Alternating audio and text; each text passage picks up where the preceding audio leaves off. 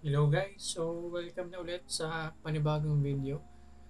Sa video ito, sasagutin natin yung isang tanong sa atin ng kaibigan ko. Kasi nagtanong siya sa akin, kasi hindi raw siya makapag-cash out, hindi siya makapagbenta ng Dias. Bukod sa wala siyang mabentahan, yung bumibili sa kanya, Gcash first, medyo may trauma na raw siya sa Gcash first kasi na-scam na siya dati.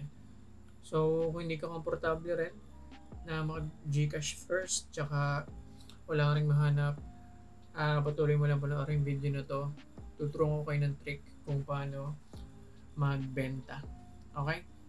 So, let's start.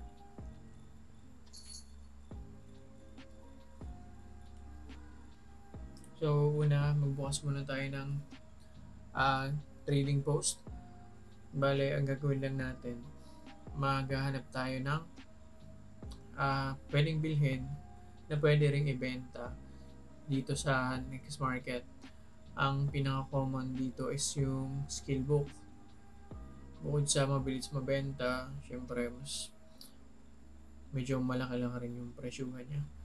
Kapag bibili ka, make sure check mo yung Next Market para makumpara mo yung presyo. Tapos, wag kang magbebenta nung yung pinaka lowest price, yung 5.6 na skill book, kasi masyadong malabo na mabenta yon, or marami ring nagbebenta kaya matagal din mabebenta.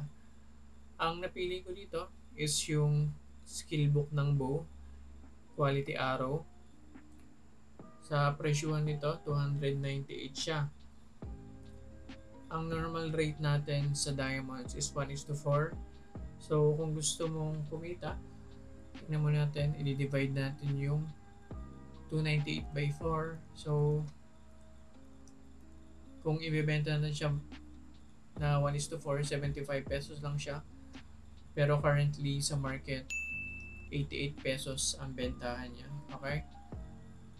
So, bukod sa wala tayong intindihin na buyer, meron pa tayong mas mataas na kita. Binili ko to for the sake of the video, and re-register ko na rin sa Next Market. 88 pesos. Okay? And then, babalikan ko kayo kapag nabenta na. Okay guys, so nabenta na.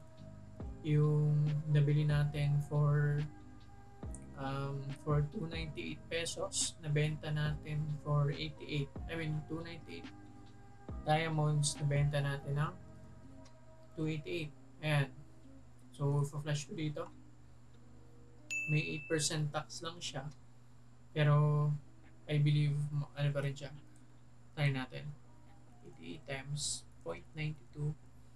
80 bali 81 yung mare-receive natin after tax. Times 4 natin. Ang value niya in diamonds is 323.